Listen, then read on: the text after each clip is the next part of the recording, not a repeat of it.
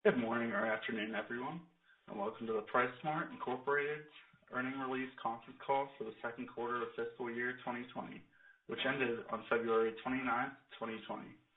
After remarks from our company representatives, Sherry S. Bahrambeygui, Chief Executive Officer, and Michael McCleary, Chief Financial Officer, you will be given an opportunity to ask questions as time permits. However, the company has requested that questions be limited to 2 per person. As a reminder, this conference call is being recorded today, Thursday, April 9th, 2020. A digital replay will be available following the conclusion of today's call through April 16th, 2020 by dialing 1-877-344-7529 for domestic callers or 1-412-317-0088 for international callers and entering replay access code 10139915. For opening remarks, I would now like to turn the call over to PriceSmart's Chief Financial Officer, Michael McCleary. Please proceed, sir. Thank you, and welcome to the PriceSmart earnings call for the second quarter of fiscal year 2020. We will be discussing the information that we provided in our earnings press release and our 10-Q, which were both released yesterday afternoon, April 8th, 2020. You can find both documents on our investor relations website at investors.pricesmart.com, where you can also sign up for email alerts. As a reminder, all statements made on this conference call, other than statements of historical fact, are forward-looking statements concerning the company's anticipated future plans, revenues, and related matters. Forward-looking statements include, but are not limited to, statements containing the words expect, believe, will, may, should, estimate, and similar expressions. All forward-looking statements are based on current expectations and assumptions as of today, April 9th, 2020.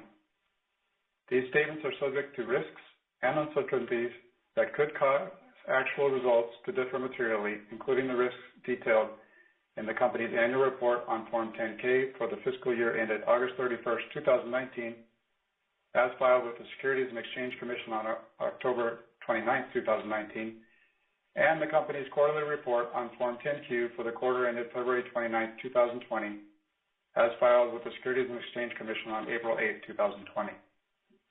The company undertakes no obligation to update forward-looking statements made during this call. Now I will turn the call over to Sherry Bahrambeygui, PriceSmart's Chief Executive Officer. Good morning, everyone, and thank you, Michael. In the spirit of not taking anything for granted, I want to thank everyone involved with this call who's made it possible to connect with our investors and our analysts so that we can inform you about our company's results for Q2, as well as tell you about our current activities. Although we're conducting this call from remote locations, I want to welcome Michael McCleary as our official ongoing Chief Financial Officer. Michael's done an excellent job as our interim CFO since December 10th, 2019. He's been with the company for 16 years, and he has extensive experience with our business and our leadership team. You know, they say you really get to know a person's true colors in times of challenge and stress, and the events of the last couple of months have revealed many more of Michael's great qualities. So normally, I get right to sharing with you insights on key events that have influenced our most recent quarterly results. Our business ended the second quarter of fiscal year 2020 with strong results and good momentum. We were seeing benefits from many of the initiatives that we've been working on for the last year, and we were feeling pretty well positioned for what we thought the rest of this year would look like. Then, just about a couple weeks into our third quarter in March, the World Health Organization recognized the novel strain of coronavirus, COVID-19, as a pandemic. This virus has caused a global disruption that has touched every one of us in some manner, including our employees and members across 13 countries. So by March, it was clear to us the world had changed, and our focus quickly shifted to 5 main priorities. Excuse me. So priority number 1, first and foremost, and as always, protect the safety and well-being of our employees and our members, and now more than ever in the face of this pandemic. Priority 2, take additional steps to ensure continued operations without disruption. Priority 3, take proactive measures to protect our supply chain. Priority 4, get moving quickly on key projects, especially those that could expand online capabilities, and find new ways to meet member demand, which was changing in response to this virus. And priority 5, manage cash and capital resources in the face of a much, much less predictable climate. We're now into this for a little over a month, and as often happens in times of crisis and necessity, we're actually finding opportunities. We're pushing actions, new ideas, and improvements that I believe will help us shape the future of our business in very positive ways. The following is a summary of some specific actions we've taken in response to the COVID outbreak. So as to priority 1 and 2, our employees, members, and continued operations, we quickly off-sited employees whose functions could be performed remotely, with many of our key executives taking extra precautions. This was done well before government mandates, and we've been able to continue supporting all operations from off-site since approximately the second week of March. In February, we had assembled a task force representing leadership covering all aspects of our business. This leadership team is 100% on task and communicates 7 days a week. Every day, we review in detail and plan for all of the developments in each of our 13 markets. Governmental authorities in our markets have imposed or are experimenting with policies or restrictions affecting the retail sectors of our markets. And many of these have resulted in limiting access for our members and impacting our club operations. These limitations and restrictions change day to day and vary from market to market. But our team stands ready to respond real time and is nimble in finding ways to continue to serve our members while abiding by local laws and regulations. At the club level and throughout our distribution centers, we've implemented safety protocols to protect our heroes. Our employees who are face-to-face with the public, they're on the front lines providing goods that our members really need. We're taking preventative measures such as providing personal protective equipment for them. We're installing sneeze guards for the cashiers and in other member-facing areas. We've reduced or removed in-club food service. We're eliminating food sampling. We're educating our employees about best practices for good hygiene, increasing cleaning and sanitizing protocols, employing social distancing measures, taking temperatures, and mapping contacts. That's just to name a few. We don't allow employees who exhibit symptoms or who live with people that are showing symptoms to come to work. And we've modified our sick leave policy to make sure that people can take paid time off without any concern about being absent. We're also preparing for the unknown. We're building reserve teams who don't overlap with other employees so that they can step in as needed. We report and are transparent with our employees, our members, and the public when we're notified of a confirmed COVID case, and we follow health authority guidelines for quarantining and contact mapping. Thankfully, to date, we're only aware of a few confirmed cases among our approximate 9,000 employees, and we're really doing whatever we can to keep that number as low as possible, but we're getting prepared if circumstances change.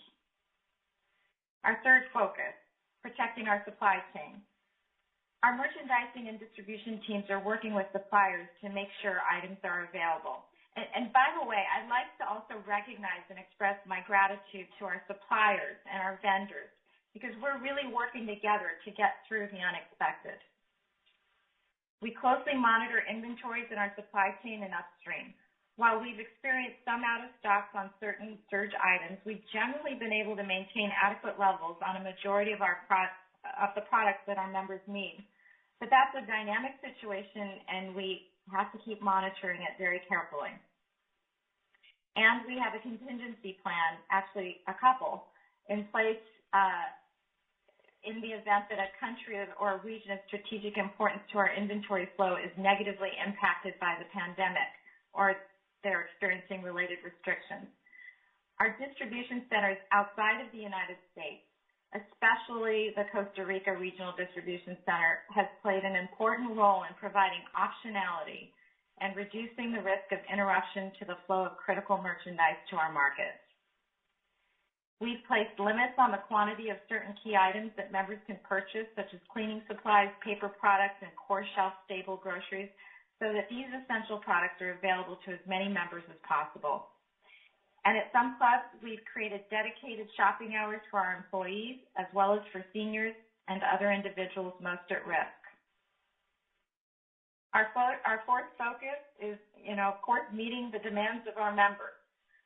Over the last few weeks, we've expedited our adoption of technological innovation and rapidly accelerated beta initiatives that allow our members to continue to shop while reducing the need for physical contact. I'm pleased to announce that we've successfully launched our online catalog that enables our members to see almost real-time the availability of products for all clubs. Then, leveraging this capability and to best accommodate our members within the restrictions, we've already launched our first Click and Go program in Costa Rica. Our members can go online, look at the catalog of products in the club, order them, pay online, drive to the club, and have the goods placed in their car, reducing almost any physical interaction with our employees. This is being rolled out very quickly to our other markets as well. In tandem with this, we're enhancing our member experience and increasing our digital connections with our members through our new PriceSmart app, which our members seem to like as we're seeing a rapid increase in the number of sign-ups and renewals using the app. The talent and technology we obtained through PriceSmart's acquisition of AeroPost has proven to play a very important role in enabling these capabilities in this compressed period of time. At some clubs, we also provide assisted shopping, which allows a member to order by phone, for pickup, or for delivery.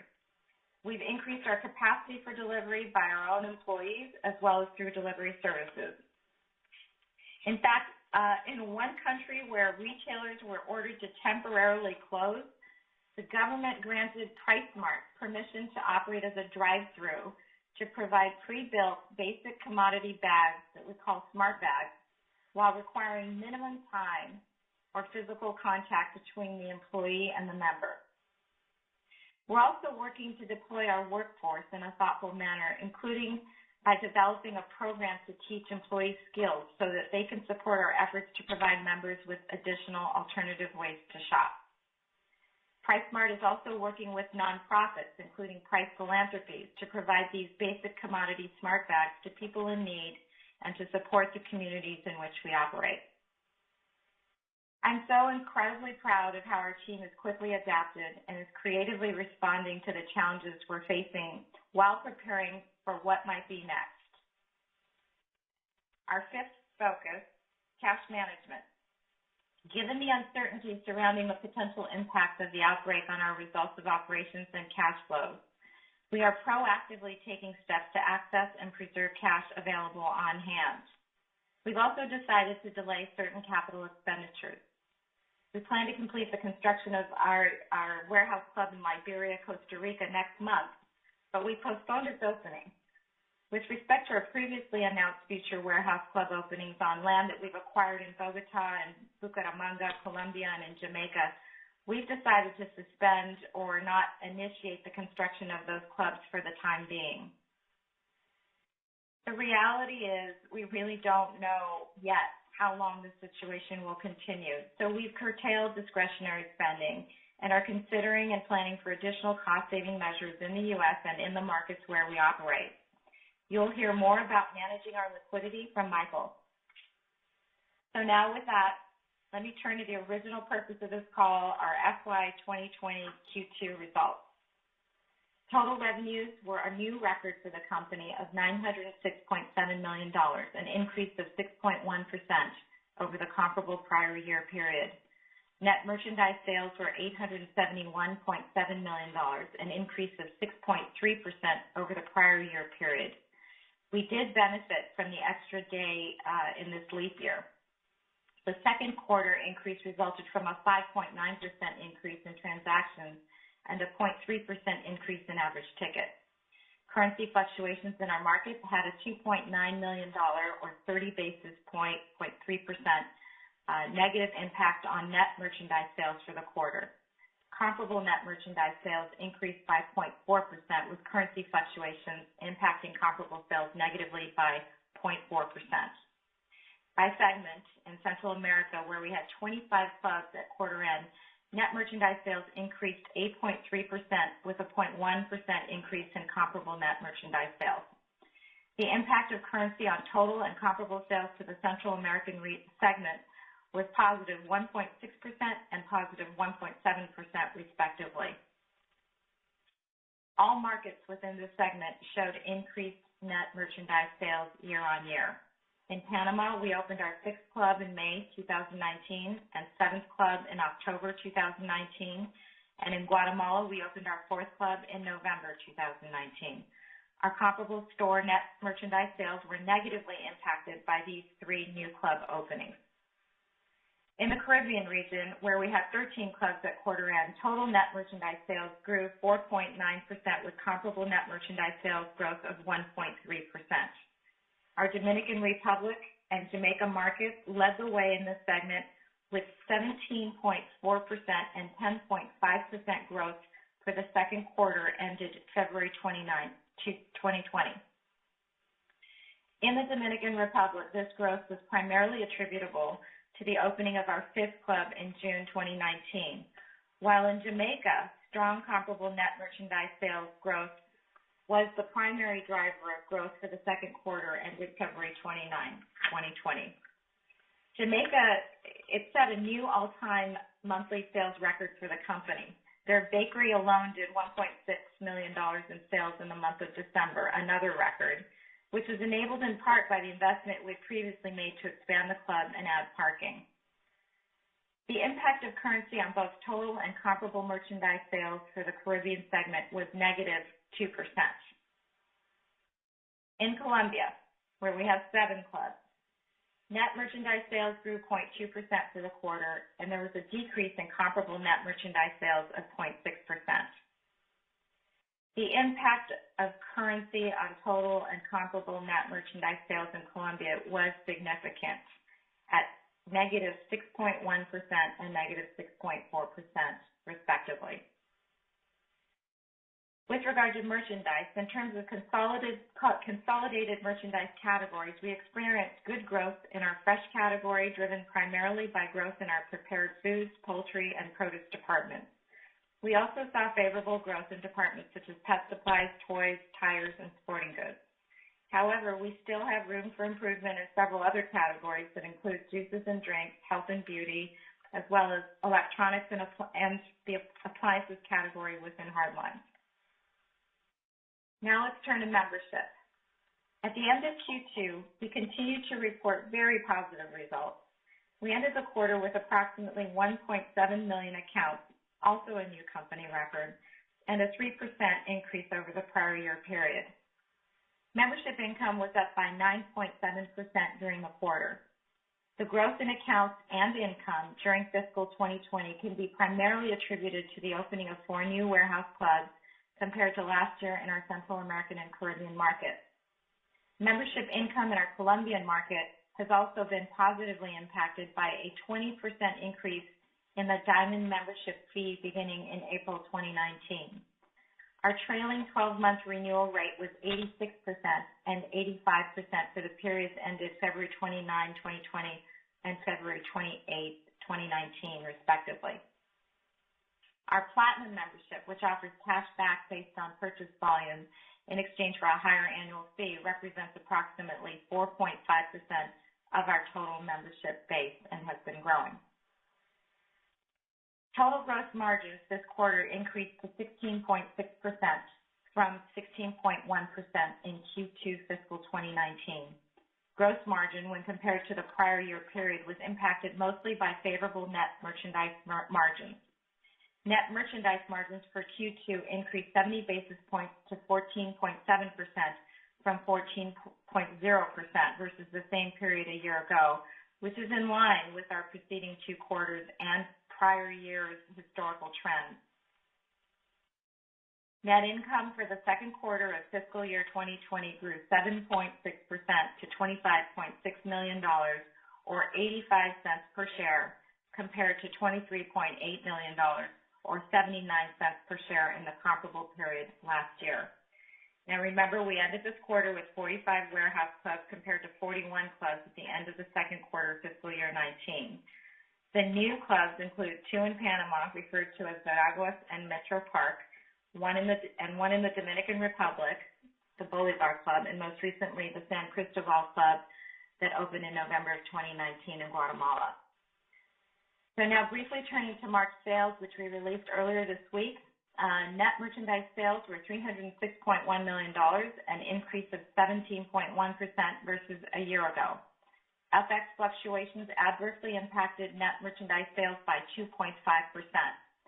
For the 4 weeks ended March 29, 2020, comparable net merchandise sales increased 15.7%, with a negative FX impact of 3%. Although overall sales for the month of March 2020 increased significantly, driven by members stocking up primarily on food and essentials ahead of the potential shelter-in-place advisories. Sales did moderate and later decreased in the second half of the month. Toward the end of March, we experienced a noticeable reduction in traffic that we believe was driven by restrictive government mandates and consumer concerns about potential exposure. So to wrap up, we posted strong results for Q2 and strong sales for March. Our efforts to recommit to the 6 rights during the preceding year was showing results on key metrics. We also recognize that a lot is changing and there are many unknowns at this time. Therefore, it's difficult to predict when and how our members' consumption and spending patterns will adjust to a new normal. As we sit here today, we expect the impact of the pandemic and the related restrictions on our business to adversely affect traffic and sales over the next several months. And we recognize that the financial impact that COVID-19 will have on our markets could also cause a downward trend in sales for some time. Having said that, we also see this as an opportunity. We've learned a lot in the last 6 weeks about what our team is capable of accomplishing. Everyone, from our club and distribution center operators to the executive team, everyone at all levels. It's nothing short of inspiring. Our team has talent, resolve, and a tremendous commitment to our members and to this company. And we have loyal members who really count on us as a trusted source of goods. A lot of families depend on us, especially in times like this. So we're treating this as a call to action. We've already covered a lot of ground and made a lot of progress on several fronts that will carry us forward long after this chapter ends. And we intend to seize on the opportunities rising from this challenge to propel our business forward and position ourselves for the future. I'm hoping you and your families stay safe and healthy. I'll now turn this over to Michael. Thank you, Sherry, and good morning or afternoon to everyone in my first earnings conference call as Chief Financial Officer. First, I would like to thank Sherry, the board, and all of my other PriceSmart colleagues for their support during my interim CFO phase, which has now led to this permanent position. However, I would also like to acknowledge the difficult times we are all facing through the COVID-19 crisis and extend my heartfelt best wishes to everybody on this call today, as I imagine you all have been either directly or indirectly impacted by this crisis.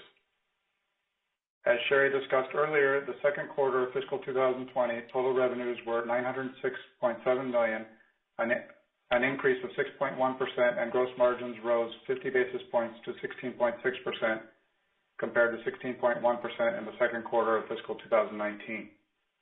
Total SG&A as a percentage of total revenue were 12.3%, an increase of 50 basis points versus the same period last year. The increase year over year was primarily driven by additional headcount related to the opening of our 4 newest clubs and investments in talent to support our technology development and other administrative functions. Operating income was $38.8 million, or 4.3% of total revenues in Q2 of fiscal 2020, compared to $36.5 million, or 4.3% of total revenue for the same period last year. The improvement is largely due to higher net merchandising margins in the second quarter of fiscal 2020 versus the same period last year, partially offset by an increase in SG&A expenses due to our 4 new clubs, as indicated earlier.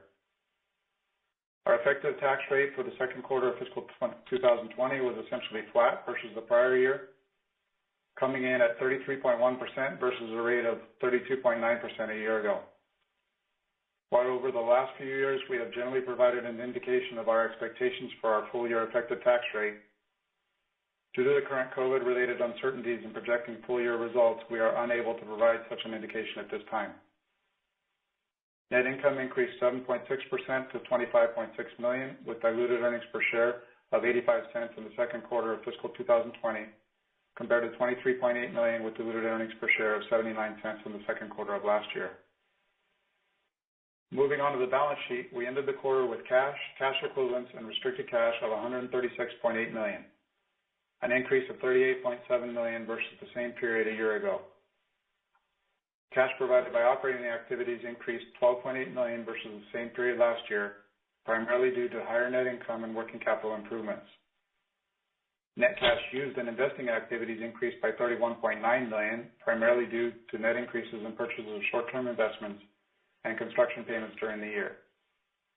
Net cash provided by financing activities increased $44.3 million, primarily due to new long-term borrowings in our Colombian and Guatemalan subsidiaries. Turning now to the impact of the coronavirus outbreak and how this is affecting us in terms of liquidity. We are implementing measures to preserve our liquidity and strengthen our balance sheet during these unprecedented times. We are reevaluating additional needs for liquidity given the potential social and economic impacts in the markets where we operate and any resulting impacts on our results of operations and cash flow. While we cannot reasonably estimate the duration or severity of this pandemic at this time, it is likely that we will see some negative impacts, especially on sales, over at least the near term. Therefore, as a precautionary measure, early in Q3, we have accessed $63.2 million of funding available in several of our lines of credit to increase available cash on hand. Additionally, as Sherry mentioned, we have postponed the construction and opening of 4 new clubs, which will reduce our capital expenditures and working capital needs significantly in the short term, while we continue to evaluate the situation and the duration of the disruption. Finally, we are working with all our merchandise and other vendors to extend payment terms and thus create additional liquidity. In closing, our business remained very strong during Q2, and we had great momentum leading into this worldwide crisis. Our second quarter results were excellent and validate the strategies we have in place are the right ones. These results highlighted that sales, margins, and membership renewals continued to show strong results and strengthen the core of our business. With that said, our environment has suddenly changed with the outbreak of COVID-19. With each passing week during this crisis, we continue to evolve and adapt to the ever-changing landscape we find ourselves in. We will continue to focus on the 6 rights, our employees, our members, and our communities. We will keep you updated as the conditions continue to progress in the coming months. As we turn to the Q&A section of this call, I would like to remind you all that we have never provided earnings guidance, and with this unprecedented situation we are currently enduring, it will be even harder to give you all a good sense as to how severely and for how long our results will be impacted by the situation. In any case, if you have any questions related to how we are executing our COVID-19 response initiatives, we will do our best to answer them. As mentioned at the beginning of this call, we would appreciate it if you could limit your questions to 2 per person. Operator, I will turn it back to you to take up to 2 questions from each of our callers. We will now begin the question and answer session. To ask a question, you may press star then 1 on your touch-tone phone. If you're using a speakerphone, please pick up your handset before pressing the keys. To withdraw your question, please press star then 2. At this time, we will pause momentarily to assemble our roster.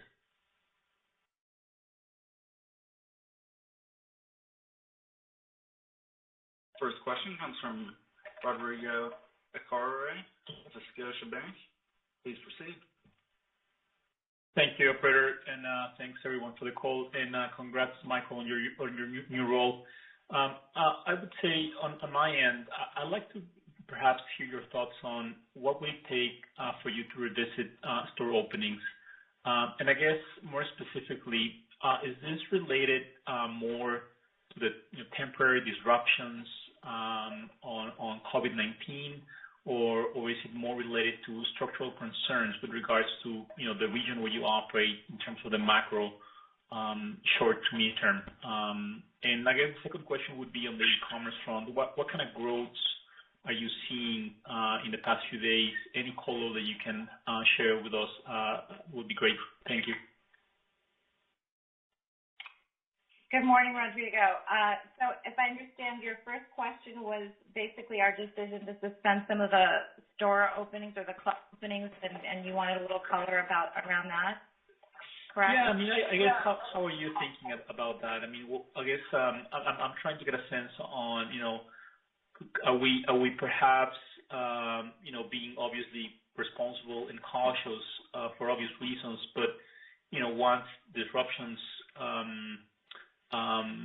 cease and everything goes back to quote unquote normal, then are we looking at those store openings being back on the pipeline quickly, or is it something that it'll take a few months until you feel comfortable putting those back on the pipeline? Well, let me put it to you this way. Before the pandemic, we were completely on track for those openings.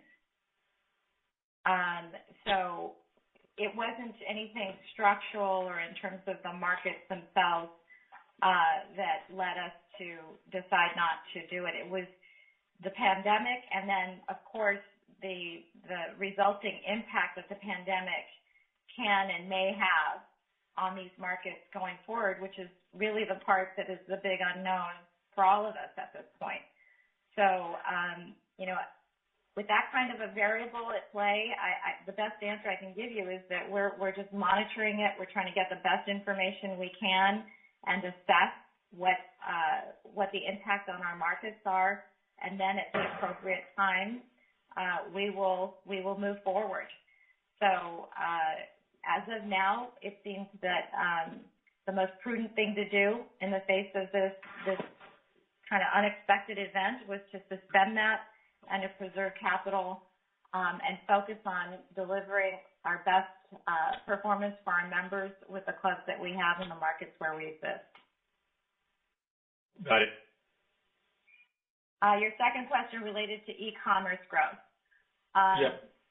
E-commerce.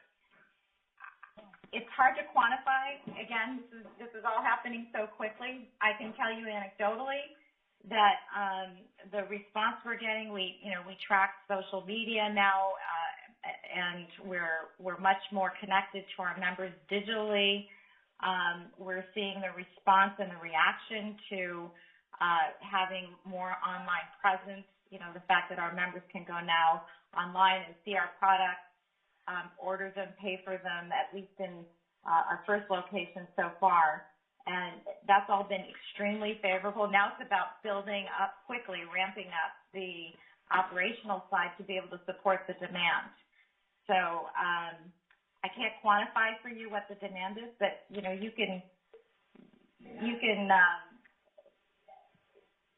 sort of assume that when people don't want to leave their home, or if they do leave their home, they don't want to spend a lot of time being exposed to other people who might be carrying the virus. There's a real demand for e-commerce, and there's a real demand for all of the types of shopping that you can do that minimizes physical interaction with other people, and that's what we're focused on, and that's what we've been expediting and making great progress on in a very short period of time. And so I guess, can you maybe share, if all the stores or an X percentage of the stores have now the ability to for consumers to shop online and maybe do click and collect? How many stores are we looking at that are capable of doing this? Well, it's okay. If you look at the capabilities, the first step is to make sure that all the inventory that's available in the clubs is visible online. So having the online catalog that shows, a description, the price, whether or not the product's available, that now exists in all of our countries. So that's a development that's happened since this pandemic was announced. Then you add on that the ability to, once you have that information, it opens the doors to the alternative ways of shopping. One is the ability to email or through phone conversations contact a PriceSmart employee and be able to get an order or order something to be picked up or delivered. That's what we're calling assisted shopping. That's happening throughout a number of our clubs at this time. The most advanced right now is the click and collect, the click and go, which is we launched it in Costa Rica in our Santa Ana club, and that's been going extremely well. And we have a very aggressive rollout plan to all of our other markets in a matter of weeks. So we started with one, make sure we got the kinks out and we're doing it right, and set up the protocol so that we can efficiently roll this out throughout the rest of the company. Oh, that sounds like you guys have really set that up in the last few weeks, which makes a lot of sense. And on the delivery, if I can just maybe double click on that for a second. I think just so you know, officially you're on question number 4, but it's okay. Go ahead. Sorry about that. I'm just gonna leave it at that. It's okay, Rodrigo. Somebody else. I'm giving you a hard time. No, I know. It's just that I have a lot of questions, but I'll let other ones take turns. That's Thank okay. you. Why didn't you ask that last one? That's fine. No, it's just on the delivery. I mean, you were mentioning you're using both some aggregators and also you were doing some of that in-house. Can you share more color on both of those strategies? Yes. As you know, given the fact that we operate in 13 different markets, the best solutions vary from market to market.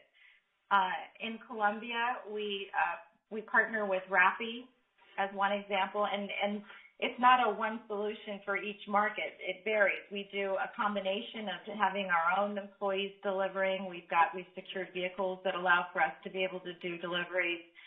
We partner with third parties, and we are right on the brink of finalizing contracts with another major delivery service, if you will, that will be able to provide this service to our members throughout most of our markets. So it's a combination of different channels that allow us to get the product to the members. Got it. Thank you. Thank you, Rodrigo.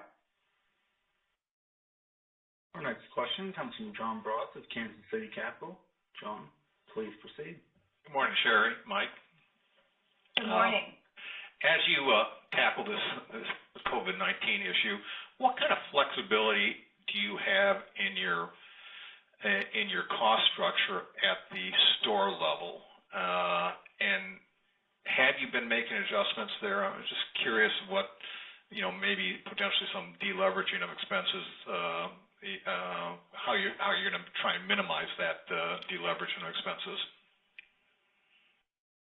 Well, with regard to that, we're watching every penny, as we should, and Michael is doing a great job of that. And we have eliminated or reduced what we consider to be any sort of excess. But having said that, we think it's very important to have a balanced approach, especially during this time. The initial instinct may be to just, hunker down and dial back on everything. But what we're actually finding is because of the situation, our team is able to move forward pretty quickly on interventions and on new initiatives that frankly we didn't know we could deliver on as quickly as we have. And in that effort, we're realizing we actually need to deploy our resources and our labor in a more thoughtful way, because there's opportunities here to now reskill some of our employees and assign them to tasks that will support these initiatives that we believe are not only needed by our members today, but are going to strengthen our company for the long term. So, while we're watching expenses and we're being vigilant about that and taking, as responsible and as compassionate an approach as we possibly can, we're also not shy about making the right investments in the right areas that are going to get us through this stronger than we were coming into it. Okay. The second question, Sherry, what are you seeing, or maybe it's a little bit early, on the membership or new membership count? I saw that in Colombia, memberships were down year over year, up elsewhere. But how are your markets? How is the memberships roles? As we get further and further into this COVID-19, are we seeing any material difference in the trend that we've seen over the last couple of years? Well, I don't have in front of me March, but in terms of, I don't think we report anything in a partial month. So we're in April right now. So I can't really share anything more on that. But certainly people right now are, behaving differently in terms of what they're buying, how much they're buying. We're seeing surges, and then we're seeing, changes in terms of average ticket and so on. But it's too soon for me to be able to share any kind of trend that I could predict or see emerging as a result of the membership. Okay, all right, thank you. One last question. If the product mix shifts more to necessities as opposed to other items that aren't so essential, how does that influence your gross margins? How does a mix shift like that? Well, I mean, we're constantly trying to manage margins appropriately. We are continually looking for ways to make sure that we are getting the best value for the member, consistent with the 6 rights. As we see a greater need for essentials and basic necessities, we're leveraging local vendors as well and suppliers to make sure that we are able to deliver the products that they need. So at this point, it's, again, too soon to tell what will come out of this phase of dramatic shift in the way that people are shopping, and the demand as well as the supply. And but beyond that, I really don't have any more to share in terms of foresight. Okay, all right. A lot of imponderables out there, and I wish you the best of luck. It's a difficult environment. We really appreciate your well wishes, and we're doing the best we can, and we're feeling good about our ability to get through this and take care of our members and learn a lot in the process. All right, sure. Thank you. Take care. This concludes our question and answer session. The conference is now concluded. Thank you for attending today's presentation. You may now disconnect.